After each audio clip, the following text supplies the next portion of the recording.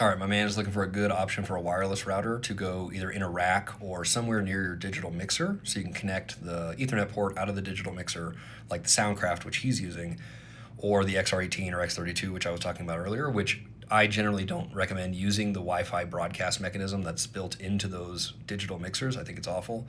Mainly, they're usually in a rack, and so the rack is causing interference. So check this out. What I use is the GLNet SFT 1200. I have two of these actually because you can set up one of them as a repeater, and they are USB-C powered, which is nice.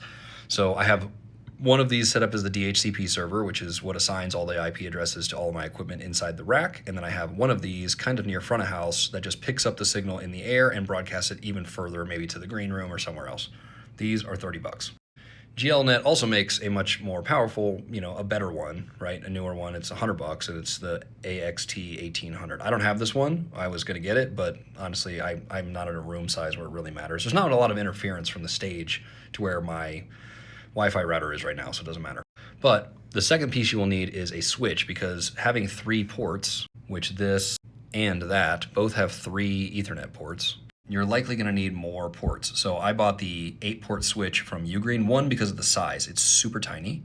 2, it's very light.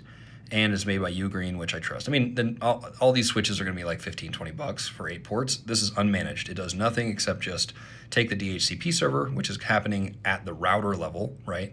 Those GLNet devices are assigning the IP addresses. Anything plugged into this is pulling its IP address through this device from the GLNet box. I can go over DHCP at a different time if you guys want to go over like static IPs and routing and all that stuff.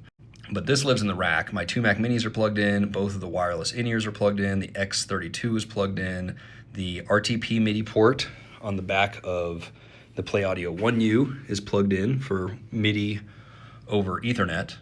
And then I have Ethernet going out to control the lights in the house, and Ethernet coming to this MacBook Air so that I can get the lights off this MacBook Air through the switch, back out the switch, and then to the front of house to control the lights that are happening inside of the venue.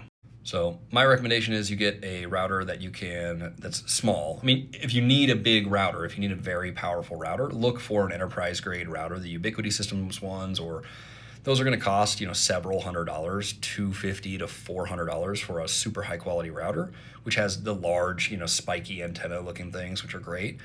I just haven't needed one of those. We're playing 500 to 1500 cap rooms. And we're not mixing off of that router anymore. So that's the other thing. If you're mixing off the router, then you might want to get a bigger router. But I'm not mixing off the router anymore. We run a hardline AES 50 cable for our Wing Compact, and we have an actual console at front of house. So just something.